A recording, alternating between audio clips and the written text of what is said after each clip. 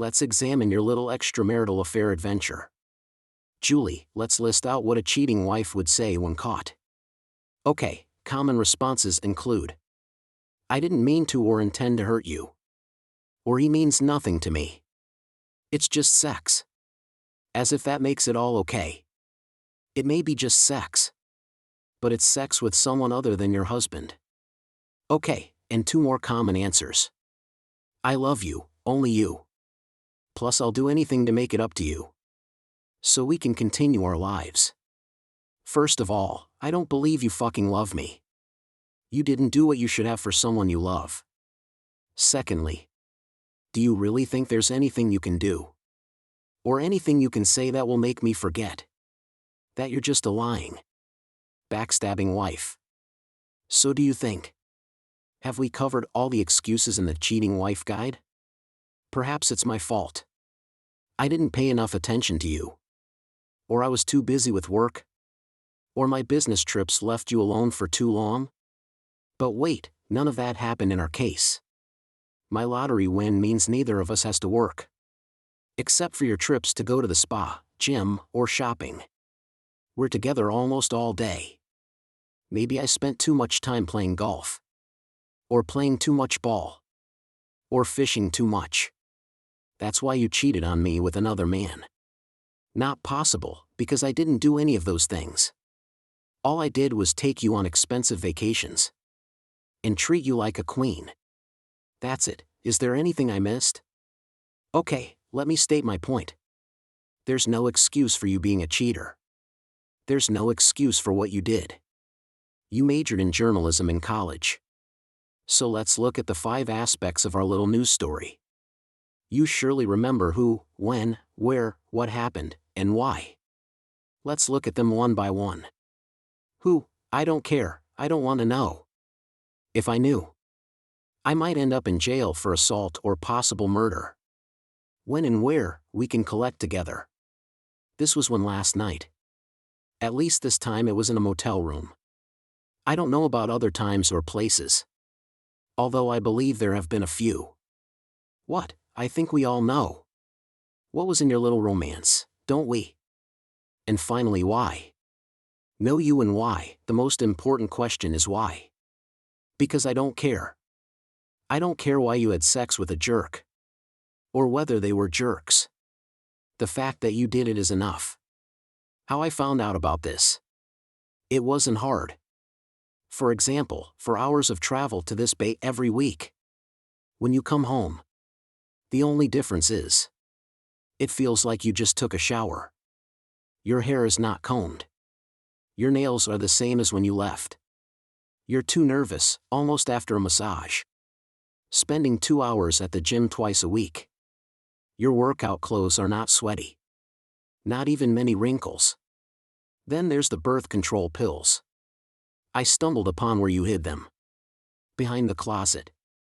Why do you need birth control pills? I had a vasectomy before we got married. Because you didn't want to have children. And you don't like using condoms. The only reasonable conclusion is that you have a lover. Or a lover on the side. Everything else is just following you. Observing your actions. Covering up your tracks is not your thing. My first reaction. The first thing I wanted to do when I walked into the motel room. Was to physically hurt both of you. I wanted to smash that stupid head. Hit your face. But I stopped myself, thank God. If I had started with him, I'm not sure I could have stopped. That would be too much. If I ended up in jail because of this idiot. You were never in danger. I would never hit a woman. But damn, there was temptation. Kicking his ass and hitting you would hurt both of you. At least physically. But it wouldn't make you suffer like I am now. So here's the deal. Pack up your crap and leave. Leave before I forget I won't hit a woman. Don't call me, don't leave a message, don't text me. Don't try to see me. Lose my phone number, forget where I live. Forget you ever knew me. There will be no conversation. No marriage counselor. Trying to justify why you did this. And help me get through the hard times. No discussion or therapy to help me forgive you. Because I can't and won't. The divorce laws in this state, like you, are a bunch of crap. We are no-fault divorce.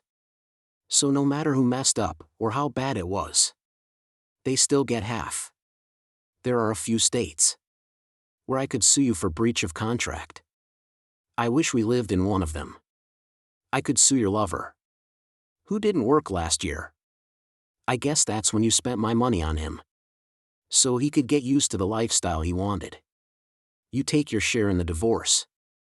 Maybe that's what you wanted all along.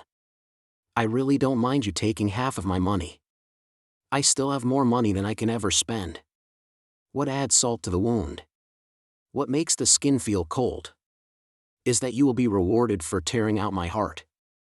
I wish there was some way to make you as miserable as I am. I wish I had a wand. Or a phrase I could use to make you feel like me.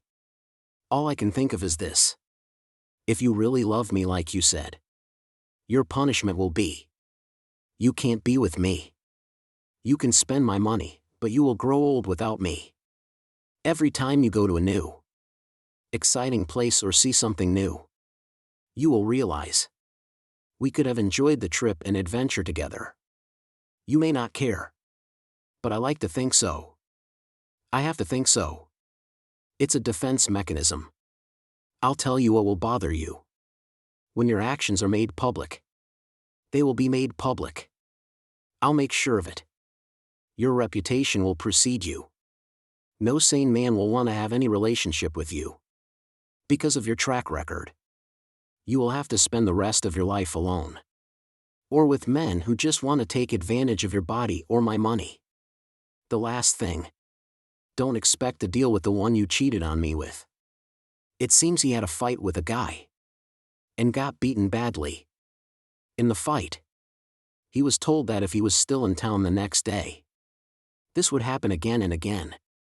Until he leaves or until he dies. You know this town isn't big enough for the both of us. Right, how do I know this? You remember my friend, an ex-con? Well, I told him my story. And it sounds like he told a friend.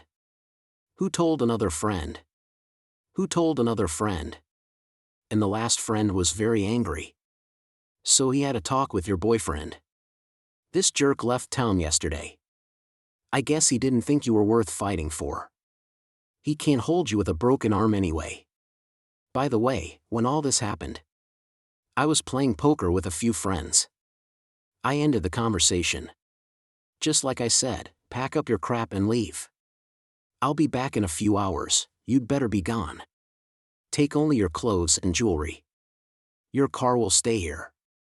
You can call a taxi or have someone come to transport you. Whatever you leave behind will be donated to the Salvation Army or something. I warn you, Julie. There had better be nothing missing from this house. Except your personal belongings. You don't want me to tell my ex-con friend another story. About how 3 hours after I got home, most of Julie's clothes were gone. And some cheap jeans and items were left behind. Her jewelry box was gone, and most of her makeup was gone too. I will miss her, not the lying, cheating prostitute she is now. But I will miss what she used to be. She was a beautiful, sexy, fit blonde who liked to look down on me. We had good times together, the sex was excellent. She sometimes embarrassed me. But she really made me feel good. I decided, my friend, Jack Daniels, we need to have a heart-to-heart conversation. As I poured the first glass, I looked ahead. I will not succumb and die. I will not do something stupid like becoming an alcoholic. But I will be sad for a while. I poured another glass and took a sip. Then, decided to pour the rest of the bourbon down the drain. No need to move, I thought. Then said out loud, life goes on. Thanks to everyone who took the time to listen to today's story. If you like, please consider liking and subscribing. If you haven't already, feel free to share your thoughts on the events in the comments below. Take care.